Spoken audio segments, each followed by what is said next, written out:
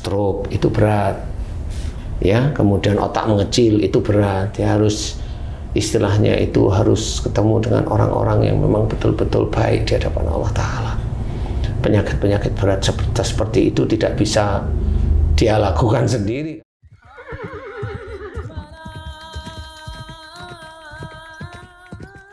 Bismillahirrahmanirrahim. Assalamualaikum warahmatullahi wabarakatuh. Waalaikumsalam warahmatullahi wabarakatuh. Amin. Para pemirsa dan sahabat beriman dimanapun berada, kita jumpa lagi di Ustadz Danu Official Channel. Semoga kita selalu dalam lindungan Allah Subhanahu wa Ta'ala. Amin ya Rabbal Alamin. Di video kali ini kita akan ngaji lagi bersama guru kita semua, Pak Ustadz Danu. Assalamualaikum Pak Ustadz. Waalaikumsalam warahmatullahi wabarakatuh. Amin ya Rabbal Alamin. Dan saya juga ditemani oleh Bang Jainuddin. Masih kuat Bang Jai? Insya Allah. Alhamdulillah ya.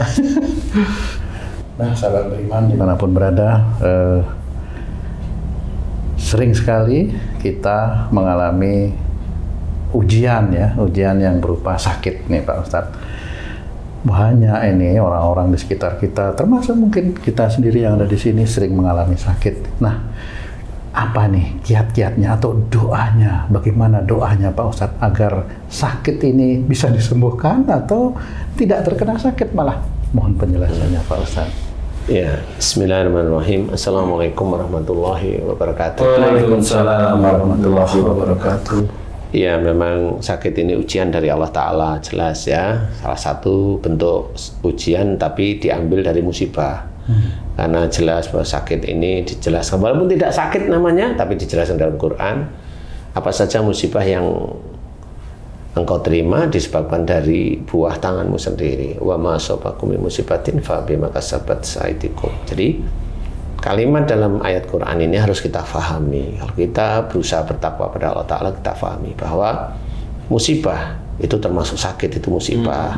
Tabrakan musibah, sariawan musibah, ya, dipukul orang juga musibah, semuanya lah ya. Yang wujudnya musibah itu adalah dari perbuatan kita.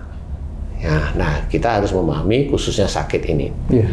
Sakit ini berhubungan dengan tubuhnya manusia. Pamannya sariawan.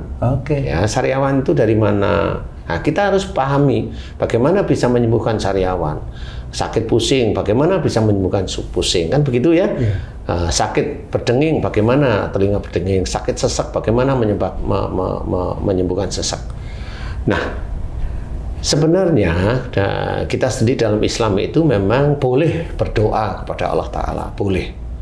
Jadi berdoa. Jadi penyembuhan penyakit ini bukan dinamakan ruqyah, tapi berdoa. Oh, berdoa. Memohon kepada Allah Ta'ala. Ya, beda. Ya, beda dengan ruqyah. Ini kita memohon kepada Allah Ta'ala. Nah, mohon kepada Allah Ta'ala inilah yang menjadi acuan kita. Sakit, mamanya. Saya akan bercerita sedikit. Sariawan, sariawan itu kalau bicara omongannya ketus, nggak enak didengar. Jadi caranya gimana?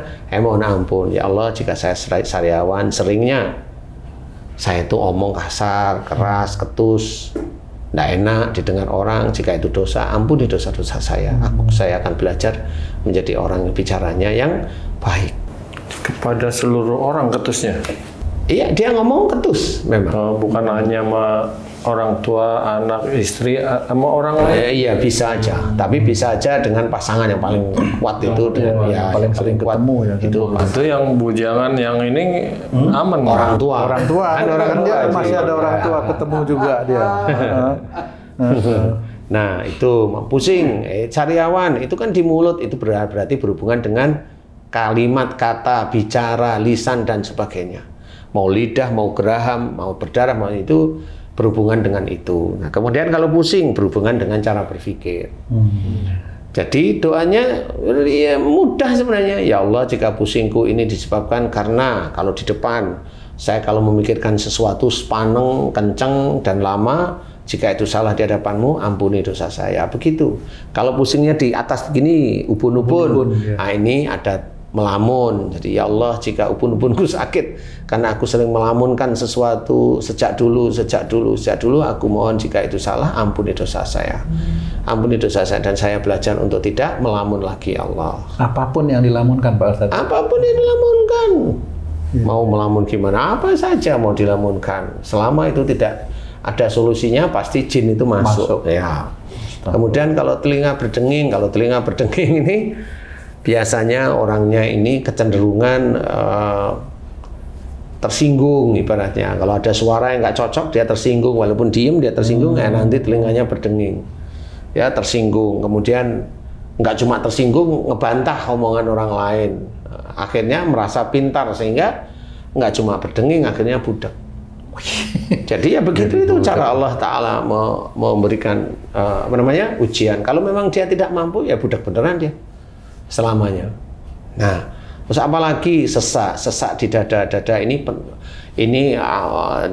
dada yang sesak ini kan biasanya dipergunakan untuk bernapas.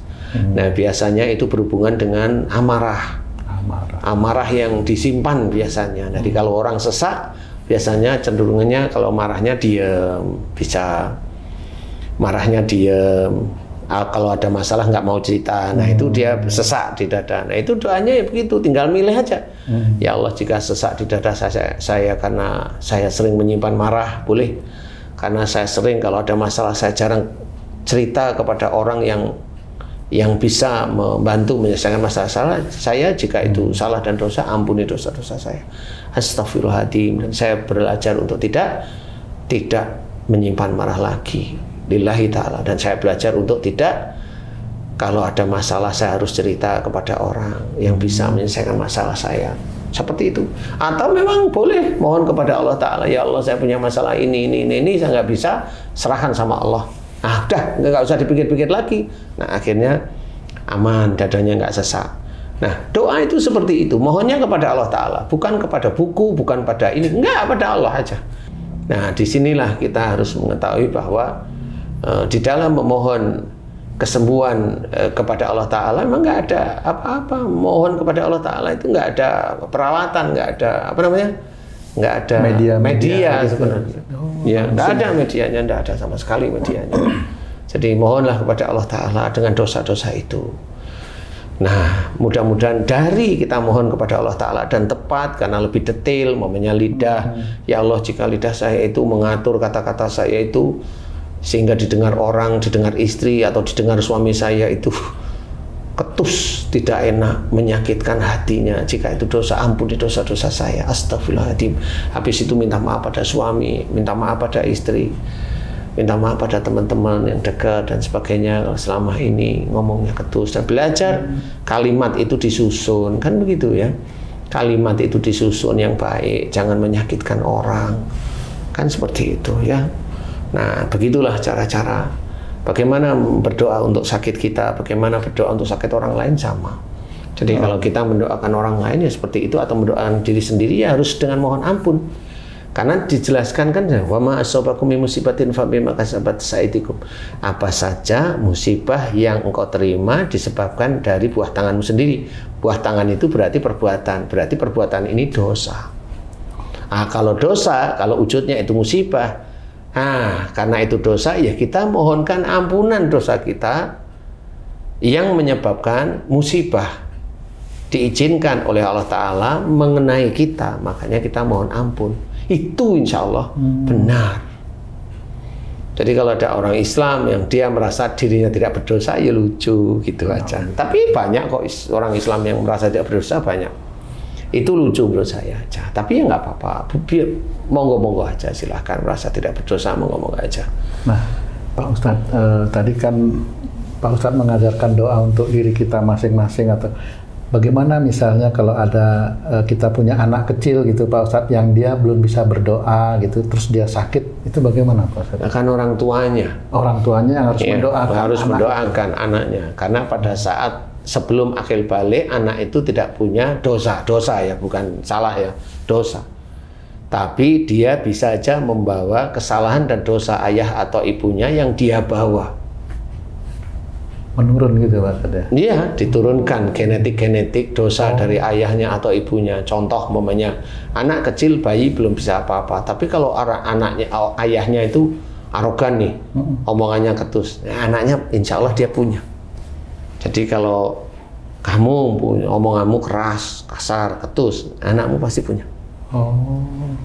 Gimana? Jadi bukan hanya untuk diri kita sendiri, tapi untuk keluarga kita juga bisa terkena itu. Iya, sama semuanya. Kecuali kalau anak itu sudah mulai lepas akil balik. Nah, anak setelah lepas akil balik inilah baru diperhitungkan amal-amalnya oleh Allah Ta'ala. Nah, itu ada dalam hadis Nabi. Jadi setelah akil balik itu baru dicatatlah amal-amalnya. Ya amal baik, ya amal buruk dicatat semuanya. Tapi kalau belum, ya itu sifat-sifat orang tuanya ada di situ. Ustadz, kalau ada orang sakit dan sudah berdoa dan menjalankan yang Ustadz sampaikan, tapi belum sembuh-sembuh, apa yang menyebabkan belum sembuh-sembuh itu, Ustadz? Bisa aja imannya kepada Allah Ta'ala kurang. Jadi dia hanya pengen sembuhnya aja.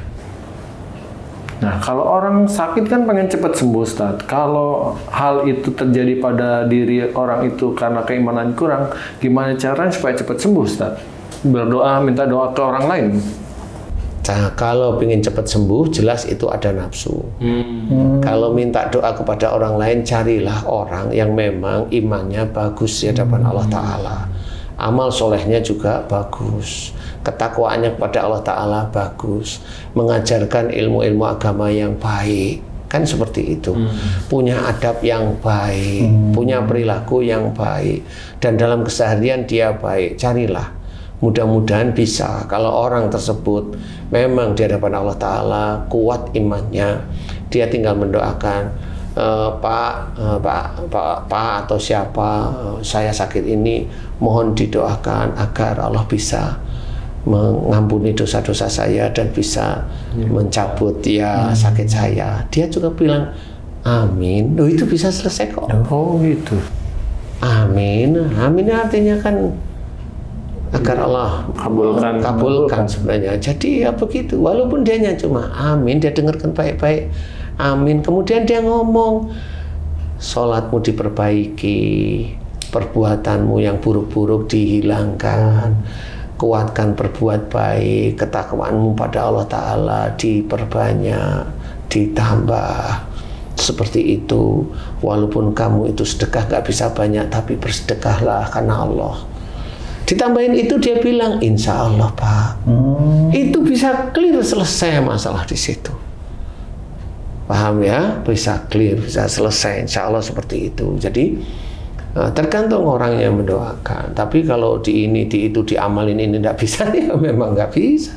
Wong dia mintanya bukan kepada Allah Ta'ala. Kan seperti itu. Kalau minta pada Allah Ta'ala jelas, runut ya, apa yang harus dia sampaikan kepada Allah. Kalau memang sakit itu dari dosa, mohon ampun, mohon ampun, mohon ampun. Insya Allah biasanya kalau dia itu istiqomah ya, insya Allah dikabulkan oleh Allah. Kecuali penyakit berat, kanker itu berat, stroke itu berat, ya. Kemudian otak mengecil itu berat, ya harus istilahnya itu harus ketemu dengan orang-orang yang memang betul-betul baik di hadapan Allah Ta'ala. Penyakit-penyakit berat seperti itu tidak bisa dia lakukan sendiri karena udah kanker, itu berarti dia marahnya itu udah kuat sekali, sudah melampaui batas normal istilahnya. Nah, itu harus diketahui sehingga mintalah pertolongan pada Allah Ta'ala dengan sabar dan sholat. Itu memang harus, berarti ini memang harus sabar, dia menunggu kalau memang dia pengen sembuh. Kan normal kalau orang sakit pengen sembuh, iya, tapi kalau pengen sembuh, kalau saya garis bawahi, pengen sembuh itu nafsu bukan? Nah kan ketemu akhirnya, oh nafsu. Padahal kalau dia menginginkan kesembuhan itu dari Allah Ta'ala, kan harus tahu kesalahan dia, memahami, kemudian mohon ampun, kemudian dia berusaha berubah, kan seperti itu. Kalau dia berubah ya insya Allah ditunggu aja. Kalau dia tidak mau berubah ya sampai jeleteng ya nggak bisa. Ustadz, kalau orang sakit nggak sembuh-sembuh, apakah ada dosa lain yang menyebabkan sakitnya nggak sembuh? Bisa aja dosa kepada orang tua itu termasuk berat. Dosa kepada orang tua, dia punya dosa syirik juga ada, itu akan agak sulit. Tapi kalau dia ke rumah sakit bisa aja tersembuhkan. Tapi ingat ya, dosa itu nggak akan bisa hilang. Seperti itu. Jadi dia harus mohon ampun kepada Allah Ta'ala. Benar-benar mohon ampun. Dosa apa? Dosa syirik, dosa musyrik dimohonkan ampunan, dan dosa besar kepada orang tuanya juga harus dimohon ampunkan, karena dosa-dosa besar kepada orang tua itulah yang bisa menjadikan penyakit itu sulit untuk disembuhkan. Saya kasih contoh, Saya pernah nangani salah satu orang itu tensinya tinggi. Dia umurnya 42 tahun, dia udah tinggi tensinya, nggak bisa turun. Dia pakai obat pun turun sedikit tapi nggak bisa turun. Saya hanya cuma bertanya, Mas, karena waktu itu dia laki-laki, Mas, apakah dulu kamu sering menyimpan marah kepada orang tuamu? Saya tanya gitu. Dia jawab langsung, iya. Pada siapa? Pada ayah saya. Kenapa? Ayah saya itu pemarah, jadi kalau dia marah mukul Ustaz. Jadi saya nyimpan marah pada ayah saya. Insya Allah itu yang menyebabkan kamu itu tensinya nggak bisa turun. Nah, mulai dia paham. Dan kamu bertahun-tahun begitu, bertahun-tahun Ustaz. Udah, ayahmu masih ada? Masih Ustaz. Minta maaf sama ayah setiap hari. Kalau lebih cepat, minta maaf sehari 2 kali. Mudah-mudahan dengan keikhlasan kamu meminta maaf sama ayahmu, insya Allah mudah-mudahan Allah memberikan tensimu normal. Benar? 1 bulan ketemu dengan saya tanya, gimana Mas? Alhamdulillah normal Ustaz. Saya seminggu itu minta ampun kepada Allah, minta maaf kepada orang tua, kepada ayah saya. Terus saya ngerti bahwa saya salah. Nasihat Ustadz benar-benar masuk. Kemudian sekitar 1 minggu mulai tensi saya itu mulai turun. 2 minggu mulai turun. Yang ketiga minggu mulai normal. Alhamdulillah saya paham sekarang Ustadz. Nah, mulai sekarang sayangi orang tua. Apa keinginan orang tua? Kasih. Apalagi nggak usah minta, kasih. Yang mana? Martabak. Mau kasih lah martabak. Kan seperti itu, ya. Sayangi orang tua karena Allah. Ya, bukan sayangi orang tua pengen sembuh, jangan, karena Allah. Ya, alhamdulillah, dan banyak yang seperti itu diberi kesembuhan sama Allah Ta'ala. Ya, ayolah kita pahami bahwa diri kita itu banyak kesalahan dan dosa. Otak kita yang suuzon, otak kita yang mencari kesalahan orang lain itu dosa. Telinga kita menolak nasihat orang lain itu dosa. Mulut kita berkata-kata yang tidak pantas itu dosa. Semua hal, ya, semua hal yang kita itu salah dan dosa, ayo kita evaluasi sedini mungkin, sehingga nah, kalau muncul penyakit, insya Allah mudah-mudahan mudah diampuni oleh Allah Ta'ala, sehingga dikabulkan, diberi kesembuhan. Nah, bagi yang belum sakit, ayo berusaha mohon ampun terus-menerus agar apa? Agar Allah tidak memunculkan sakit. Amarah, belajar untuk tidak, diejek tersenyum, dibully tersenyum, dikata-katain tersenyum, di ini pokoknya tersenyum. Enggak, belajar untuk tidak marah. Walaupun kita bisa marah, iya, tapi belajar untuk tidak marah. Nah, di titik itulah orang-orang tersebut itu mulai dekat dengan Allah Ta'ala. Belajar berbuat baik karena Allah. Nah, nanti insya Allah kesehatan itu akan dijaga oleh Allah Ta'ala. Kan gitu ya. Kamu dulu mamanya kena asam urat, tinggal ngomong, oh, kamu itu kaku. Kalau ngasih nasihat sama istrimu kaku, ngasih nasihat sama anak-anakmu kaku, nyuruh juga kaku. Ya gimana nggak asam urat, kan gitu. Nah, kalau saat ini kamu itu nggak asam urat, ya alhamdulillah. Berarti apa yang nasihat saya berikan pada kamu jalanin dan kamu serahkan pada Allah Ta'ala. Makanya kamu jarang asam urat. Itu karena apa? Karena Allah aja. Ya kan gitu ya. Pak Ustadz, sedikit lagi nih Pak Ustadz. Tadi Pak Ustadz kan ketika ada orang sakit dan dia berdoa kemudian dikasih kesembuhan oleh Allah, apakah itu sama dengan dia diampuni juga dosa-dosanya Pak Ustadz? Insya Allah, kalau memang imannya cukup, ketakwaannya cukup, ya diampuni. Makanya dengan disembuhkannya penyakitnya oleh Allah Ta'ala itu diampuni sebagian penyakit, sebagian dosanya. Insya Allah seperti itu. Berarti masih ada sebagian yang lain. Nah, kalau dia lakukan bertahun-tahun kan ya nanti dia masih ada tahap-tahap yang harus dilakukan. Makanya kalau sudah tahu sakitnya di titik itu, umpamanya di kamu asam urat, ya kamu harus mohon ampun kalau kamu itu omongannya ketus, keras, kaku, memerintah, menang-menangan. Nah, itulah sistem asam urat dari Allah Ta'ala akan dikeluarkan. Nah, itu sejak kapan kamu seperti itu? Sekira saya begitu itu sekitar 3 tahun terakhir mana udah 3 tahun terakhir 3 tahun kali 10 kali 10 kali 15 tahun kan gitu. Berarti sepanjang itu terus mohon ampun gitu, Pak. Iyalah. Walaupun sudah dikasih kesembuhan misalnya gitu, Pak. Dan kesembuhan itu kan hanya lapisan awal aja, kan dosa kan masih berlapis-lapis. Berarti bisa kumat lagi itu. Bisa.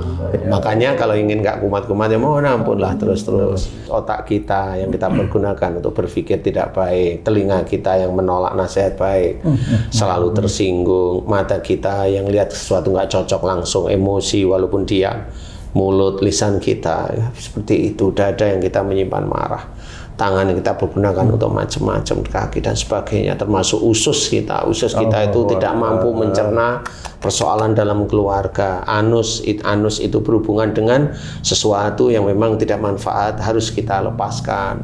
Dan sesuatu yang manfaat harus kita lepaskan. Bagaimana nih sama-sama lepaskan? Yang tidak manfaat kita lepaskan adalah hentikan, jangan kita gunakan lagi yang tidak manfaat. Omonglah yang manfaat sehingga itu tidak menjadi penyakit di anus dan sebagainya, di usus dan sebagainya. Termasuk ambeien itu juga, Pak? Iya, sama, insya Allah seperti itu. Nah, kita harus belajar semuanya terus-menerus agar doa-doa kita bisa dikabulkan oleh Allah Ta'ala, walaupun hanya sekedar mendoakan penyakit di tubuh kita, mendoakan penyakit di tubuh istri, suami, atau anak-anak kita, atau mendoakan penyakit di saudara-saudara kita. Tapi ingat, kalau Allah memberikan kesembuhan, jangan bangga. Karena kesembuhan dari doa kita itu ujian yang diberikan oleh Allah Ta'ala kepada kita. Apakah kita sombong? Diberi oleh Allah Ta'ala ujian dengan kesembuhan, penyakit yang kita bantu doakan itu sembuh. Kalau seorang itu sombong, ya dia tidak baik lagi di hadapan Allah Ta'ala seperti itu. Makanya kita tetap istiqomah untuk mengerjakan syariat-syariat Islam di setiap saatnya. Baik dari mulai melihat, mendengar, berpikir, berbicara, melangkah, mengerjakan sesuatu. Itulah namanya berbuat baik semata-mata kan Allah Ta'ala. Mudah-mudahan manfaat. Wallahu a'lam. Amin, amin. Alhamdulillah, alhamdulillah. Alhamdulillahirabbil alamin. Terima kasih banyak penjelasannya, Pak Ustaz. Sahabat beriman dimanapun berada, semoga tayangan ini bermanfaat. Terima kasih atas perhatiannya. Sampai jumpa di video kami yang lain. Wassalamualaikum warahmatullahi wabarakatuh. Waalaikumsalam warahmatullahi wabarakatuh. Alhamdulillah.